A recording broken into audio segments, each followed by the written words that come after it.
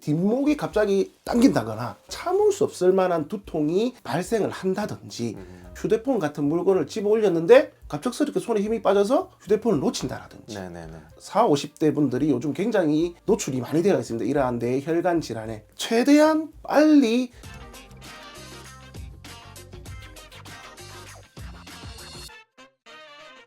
여러분 안녕하세요. 알아두면 쓸데있는 물리치료 이야기 알쓸물치입니다. 자, 오늘은 뉴페이스를 한 분 모셨습니다. 저희 채널의 고정 패널로 종종 출연하셔서 좋은 말씀 많이 주실 교수님이신데요. 소개 한번 부탁드립니다. 네. 안녕하십니까. 저는 현재 재활 요양병원에서 근무를 하고 있고 대학교에서 신경계 물리치료학을 강의하고 있는 물리치료사 17년차 박동천이라고 합니다. 네, 선생님 반갑습니다. 네. 앞으로 저희 채널에 출연하셔서 다양한 건강 정보들 알려주실 거고요. 저하고는 전공이 결이 조금 다르세요. 그래서 제가 보는 관점과 조금은 다른 이야기들을 많이 해주실 거니까 앞으로 많은 관심 부탁드리고요. 자, 오늘은 뇌졸중에 대해서 말씀 준비하셨다고 들었습니다. 네. 저는 제자리로 가서 열심히 강의 듣도록 하겠습니다. 네, 알겠습니다. 부탁합니다. 네. 교수님 뇌졸중에 대해서 말씀 주신다고 했는데 네. 이 뇌졸중이 단어가 좀 어려운 것 같아요. 정확히 뇌졸중이 뭔지 얘기 좀 해주실 수 있을까요? 우리 이제 뇌졸중이라고 하면 중풍이라는 게 있습니다. 중풍이 뇌졸중이랑 같은 말인가요? 네, 같은 말입니다. 그렇군요. 의학적으로 얘기를 해보면 뇌경색과 뇌출혈로 나눠지게 됩니다. 뇌경색은 혈관 속에 돌아다니는 혈전들이 머리 혈관에 막혀서 나타나는 게 뇌경색, 혈관이 뻥 하고 터져버리면 출혈이라고 정의를 내리게 되어 있습니다. 경색이 오든 출혈이 오든 뇌에 문제가 발생을 하게 되면 어떻게 된다? 몸의 반신이 마비가 오게 됩니다.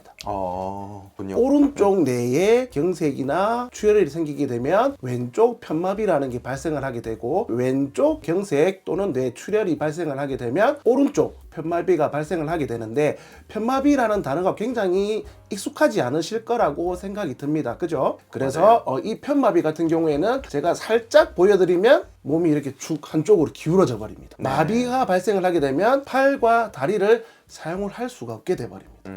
말 그대로 힘이 그냥 축 빠져버리는 증상들이 나타나게 됩니다. 이러한 증상들이 나타나게 되면 보행은 물론이고 지금 저처럼 편안하게 앉아 있을 수 있는 행동들도 할 수 없게 되고, 화장실 가고 밥 먹고 이러한 행위들을 일상생활 활동이라고 얘기를 하는데 하나도 할 수 없게 되는 비극적인 상황이 발생을 한다라고 말씀드릴 수가 있겠습니다. 편마비라는 말씀을 자주 하셨는데요. 네. 편마비라는 단어가 어려울 수 있을 것 같아서 네. 쉽게 설명을 하면 그냥 몸을 반으로 딱 잘라서 반쪽이 그냥 못 움직이고 감각도 없어진다, 이렇게 생각하면 되는 건가요? 네, 맞습니다. 네, 감사합니다. 네, 정확하게 반 잘리나요? 네, 정확하게 반 잘립니다.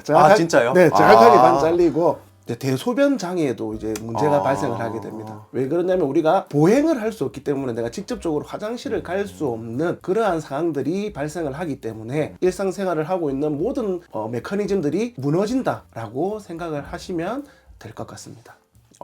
들어보니까 이거 걸리면 큰일 나겠다 싶은 생각이 많이 들어요. 맞습니다. 이게 이 질병 질환 자체가 여러분들 주위에는 많이 없을 수도 있습니다. 네. 그러나 제가 근무하고 있는 병원의 입원 환자 수가 한 480명 정도 되는데 그 중에 300분 이상이 이 질병 질환으로 굉장히 고통받고 계십니다. 그렇게 많아요? 많습니다. 여러분들 일상생활에서는 전혀 찾아보기가 쉽지 않으실 거예요. 왜냐하면 그분들은 치료를 위해서 전부 다 병원에 가 계십니다. 그래서 저희가 쉽게 찾아볼 수가 없는 거죠. 정말 무서운 질환 같은데, 그러면은 이게 걸리기 전에 네. 미리 예방을 하는 게 가장 좋지 않겠습니까? 예방을 하는 게 가장 좋죠. 근데 예방할 수 있는 방법이 있으면 알려주시면 정말 많은 도움이 될 것 같아요. 실질적으로 예방을 할 수 있는 방법은 1년에 한 번씩 다들 건강검진 받으시잖아요. 그죠? 네네네. 근데 혈압이 조금 높다라든지 아니면 콜레스테롤 수치가 조금 높다라든지 그러한 경우에 여러분들 그냥 무심코 그냥 지나치시는 경우가 굉장히 많으실 거라고 생각이 듭니다. 근데 그러한 건강검진 결과를 받아보시고 내가 혈압이 조금 높다라고 하면 꾸준한 운동을 하시고 운동으로 조절이 되지 않으면 혈압 약도 복용을 좀 해주셔야 돼요. 콜레스테롤 수치도 높으면 콜레스테롤 수치를 낮출 수 있게끔 약도 복용을 하시고 하루에 30분씩 꾸준한 운동만 해주셔도 질환에 노출되어 있는 것들을 우리가 현저하게 낮출 수가 있습니다. 그리고 40, 50대 분들이 요즘 굉장히 노출이 많이 되어 있습니다. 이러한 뇌혈관 질환에. 40, 50대 젊은 분들. 네, 그렇습니다. 요즘에 젊으신 환자분들도 엄청 많습니다. 이게 나이가 들어서 오는 질병이 아니라 이렇게 이해도 되는지는 모르겠지만 부자병이라고 보시면 됩니다. 너무 네. 잘 먹고 좋은 걸 많이 먹어서 혈액 속이 기름지다라는 거죠. 그래서 예전에는 볼 수 없었던 현재의 질병 질환이다라고 보셔도 무방할 겁니다. 이게 오히려 현대 사회로 가고 선진국이 될수록 더 빈도가 높아지고 많아지는 질환이다, 이렇게 이해를 하시면 될까요? 네, 맞습니다. 아까 뇌졸중 설명하실 때 네. 혈전 얘기하셨거든요. 혈전. 이 혈전이라는 게 피 속에 있는 기름기 때문에 생기는 거 맞습니다. 맞죠? 원인이 예. 콜레스테롤이 되겠습니다. 그 기름이 쌓이다가 이게 떨어지면 혈전이 네. 된다. 네, 저는 그렇습니다. 그렇게 알고 있어서 네, 맞습니다. 확인해봤어요. 네, 감사합니다. 저도 이제 물리치료 전공을 하다 보니까 네. 지금은 제가 근골격계만 주로 다루다 보니 이제 좀 기억이 가물가물해요. 네. 이제 학교 다닐 때는 열심히 외우고 시험 치고 다 했잖아요. 네. 어렴풋이 생각나는데 이게 전조 증상이 있다고 들었어요. 네. 만약에 전조 증상이 있는 거를 알고 이걸 내가 잘 알아차릴 수 있다면 네. 빨리 병원에 가서 조치를 할 수가 있지 않겠습니까? 맞습니다. 네네. 그러면 이거를 좀 빨리 알아챌 수 있는 전조 증상들 한번 설명해 주시면 감사하겠어요. 네, 알겠습니다. 그리고 전조 증상도 있지만 우리가 이 뇌혈관 질환 같은 경우에는 겨울에 빈도수가 엄청나게 많이 발생을 하게 됩니다. 네네네. 왜 그러냐면 날씨가 추우니까 혈관이 현저하게 수축되어 있거든요.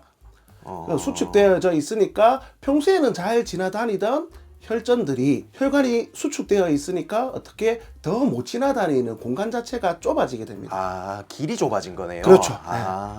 그래서 네네. 겨울에 특히 이 질병 질환을 조심하셔야 되고요. 뒷목이 갑자기 당긴다거나 머리가 참을 수 없을 만한 두통이 발생을 한다든지 갑작스럽게 피로감이 급격하게 늘어난다든지 눈의 한쪽에 눈이 슥 감긴다라든지 한쪽 팔에 힘이 축 빠져서 내가 평소에는 잘 잡을 수 있던 휴대폰 같은 물건을 집어 올렸는데 갑작스럽게 손에 힘이 빠져서 휴대폰을 놓친다라든지 네네네. 아니면 다리에 힘이 빠져서 발을 질질 끈다라는 보행이 나타난다든지 이러한 전조 증상들이 나타나게 되면 여러분들 최대한 빨리 큰 병원으로 가셔서 이 뇌혈관 질환인지 아닌지를 한번 빨리 검사를 받아보시는 게 제일 중요합니다. 들어보니까 갑자기 휴대폰을 떨어뜨린다든지 다리에 힘이 빠지는 것 같다, 이런 거는 알아차릴 수 있을 것 같아요. 네. 극심한 두통이 온다든지 네. 평소에 경험하지 못한 강도로 오는 걸 말씀하시는 거죠. 그렇죠. 네. 그런데 이제 눈 옆에 떨린다거나 네. 피로감이 증가하는 거는 그냥 내가 요즘에 일을 많이 했나? 네. 잠을 못 잤나? 이렇게 네. 생각할 수 있을 것 같아요. 그러한 피로감보다 몇십 배가 강력하게? 됩니다. 네, 엄청나게 강력하게 들어옵니다. 저는 눈 떨리는 거 한 번씩 있거든요. 마그네슘 드시면 됩니다. 근데 이제 이게 전조 증상으로 나타나는 거랑은 조금 달라요. 약간 다릅니다. 다른가요? 눈이 떨린다라기보다는 눈이 그냥 축 처진다라고 생각을 하시면 됩니다. 이게 약간 처지는 느낌이. 네, 눈꼬리가 약간 처진다라고 생각을 해주시면 돼요. 그게 육안으로 구분은 안 되더라도 내가 느낄 수 있다. 살짝은 구분이 됩니다. 살짝 눈꼬리 처진 게 보인다. 네. 그러면은 어딘가에 막혔다가 뚫렸다가 하고 있다는 증거가 되겠네요. 맞습니다. 네. 근데 말로만 들으면 네. 지금은 할 수 있을 것 같은데 네. 또 이건 좀 처졌네 이럴 것 같아요, 저는. 그럴 수 사실. 있죠. 네. 그래서 이거 미리 좀 내가 그런 위험 요소를 가지고 있는 사람인지 네. 미리 확인할 수 있는 자가 진단 같은 게 혹시 있을까요? 사실 자가 진단은 어렵습니다. 네. 혈관 속에서 혈전들이 돌아다니는 거다 네. 보니까 자가 진단은 쉽지가 않습니다. 그러나 유전적으로 발병 확률이 굉장히 높습니다.